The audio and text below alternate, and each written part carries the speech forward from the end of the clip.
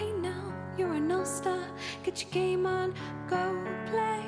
Hey now, you're a rock star, get your show on, get paid. All that glitters is gold, only shooting stars break the mold. It's a cool place, and this year it gets colder. You bundled up. Oh hey, how's it going, guys? Me? I'm pretty good. Thanks for asking. I appreciate it. I'm just enjoying some light reading after I finished the complete first draft of my senior thesis, of my senior honors thesis. The complete first draft. Would you like to read along with me? The script for the original Shrek film? No? That's okay. I got something better right here. Check this out. Check. You're not gonna believe this. William Steig's Shrek. Yes, the 1990 book that started a multi-million-dollar franchise right here. And we're gonna read it today, I should think. Are you a fan of Shrek? Me too. Perfect. Here we go. Shrek by William Steig. I can't read this. Just kidding. To Emma, Jonathan, Alicia, don't know how to say that. Will, Kate, Jonas, and Carol Regnier. Don't know how to say that either. Sorry, William. Anyway, to the story. Right here. His mother was ugly, his father was ugly, but Shrek was uglier than the two of them put together. By the time he toddled, Shrek could spit flame a full 99 yards and vent smoke from either ear. With just a look, he cowed the reptiles in the swamp. Any snake dumb enough to bite him instantly got convulsions and died. One day, Shrek's parents hissed things over and over and decided it was about time their little darling was out in the world doing his share of damage. So they kicked him out. They kicked him goodbye and out and left Shrek in the black hole in which he'd been hatched. That's really sad. Shrek went slogging along the road, giving off his awful fumes. It delighted him to see the flowers bend aside and the trees lean away to let him go by. In a shady copse, he came across a witch. She was busy boiling bats in turpentine and turtle juice, and as she stirred, she crooned, "This is the way I cook my bats, stir my bats, taste my bats, season my bats in the morning, stew and brew and chew my bats, diddle and fiddle and faddle my bats early in the morning." I think I just confused two different songs, Madeline. Anyway, what a lovely stench, Shrek cackled. The witch specialized in horrors, but one single look at Shrek made her woozy. When she recovered her senses, Shrek said, "Tell my fortune, madam, and I'll let you have a few of my rare lice." "Splendid," crowed the witch. "Here's your fortune. Otchity potchity itchity pitch, pay attention to this witch. A donkey takes you to a knight, him you conquer in a fight. Then you wed a princess who is even uglier than you. Ha ha ha and cock-a-doodle. The magic words are apple strudel." "A princess!" Shrek cried. "I'm on my way." Soon he came upon a peasant, singing and scything. "You there, varlet," said Shrek, "why so blithe?" The peasant mumbled this reply. "I'm happy scything in the rye. I never stop to wonder why. I'll hone and scythe until I die, but now I'm busy, so goodbye." "Yokel," Shrek snapped. "What have you in that pouch of yours?" "Just some cold pheasant." "Pheasant, peasant, what a pleasant present!" The last thing the peasant saw before he fainted was Shrek's glare warming up his dinner. Shrek ate and moved on. Wherever Shrek went, every living creature fled. How it tickled him to be repulsive. Good God. Fat raindrops began sizzling on Shrek's hot knob. I can do it. You're gonna have to cut that part.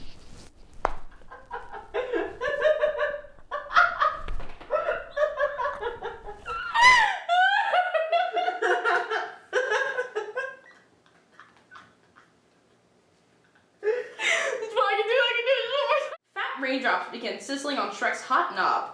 "Did you ever see somebody so disgusting?" said Lightning to Thunder. "Never," Thunder growled. "Let's give him the works." Lightning fired his fiercest bolt straight at Shrek's head. Shrek just gobbled it, belched some smoke, and grinned. Lightning, thunder, and rain departed. In high spirits, Shrek stalked on. At the edge of the woods, he found this warning nailed to a tree. "Hearken, stranger, shun the danger. If you plan to stay the same, you'd best go back from whence you came." Shrek, of course, swaggered right past. And sure enough, a little way into the woods, a whopper of a dragon barred his path. Shrek smiled and bowed. The dragon slammed him to the ground, but Shrek just lay there. He was amused. The irascible dragon was preparing to separate Shrek from his noggin, but Shrek got him between the eyes with a putrid blue flame. The poor dragon thudded over, unconscious for the day. An hour later, Shrek himself was unconscious. He had fallen asleep along the way. He dreamed he was in a field of flowers, where children frolicked and birds warbled. Some of the children kept hugging and kissing him, and there was nothing he could do to make them stop. He woke up in a daze, babbling like a baby. It was only a bad dream, a horrible dream. Shrek wandered on. He was wondering if he'd ever meet his princess when he saw a donkey gazing. Was this the donkey the witch had foretold? Shrek hurried over and tried the magic words. "Apple strudel." The donkey raised his sleepy eyes and brayed. "I gaze in the green as I graze in the green, seeking out the clover. I laze and spend my days in the green, a chewing, chomping rover." "You jabbering jackass," Shrek screamed. "Aren't you supposed to take me somewhere?" "I am, to the nutty knight who guards the entrance to the crazy castle, where the repulsive princess waits." "Then take," Shrek shrieked, and he hopped onto the donkey's back. They soon came to a drawbridge where a suit of armor stood. Shrek knocked on the breastplate and demanded, "Who dwells inside this armor and also in yonder castle?" Great question. "In here a fearless knight, in there a well-born fright," was the answer. "It's my princess," said Shrek, "the one I'm to wed." "Over my dead body," roared the fearless knight. "Over your dead body," Shrek agreed. "Not so brave, thou churlish knave," countered the knight. "Do me the honor to step aside, so Shrek can go in to meet his bride," Shrek commanded. "Magician's mercury, plumber's lead, I smite your stupid scabby head." And the knight smote. Shrek popped his eyes, opened his trap, and bellowed a blast of fire. The knight, red hot, dove into the stagnant moat. With a nasty snort of triumph, Shrek crossed the bridge and marched into the castle. And there, for the first time ever, he found out what fear was. All around him were hundreds of hideous creatures. He was so appalled he could barely manage to spit a bit of flame. All those horrid others spat back. He started to run. They all ran. He lashed out at the nearest one, but what he struck was glass.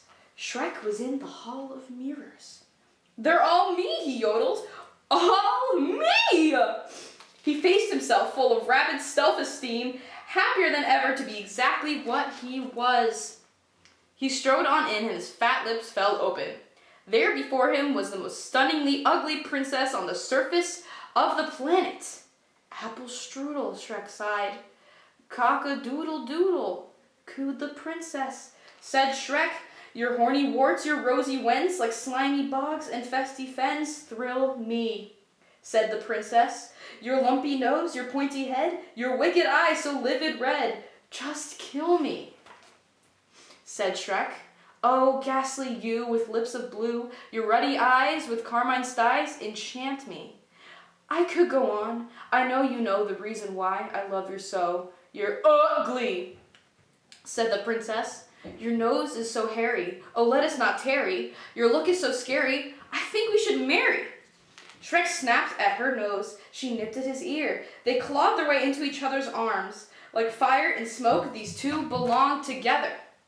So they got hitched as soon as possible, and they lived horribly ever after, scaring the socks off of all who fell afoul of them. The end. That was story time as Shrupdate 2. That was story time with Morgan. Next week, join us for a puppet show where we reenact Shrek 1 shot by shot using exclusively puppets. You know that glitters is gold. Only shooting stars break the mold. It's a cool place, and the sea gets colder. You're bundled up now, wait till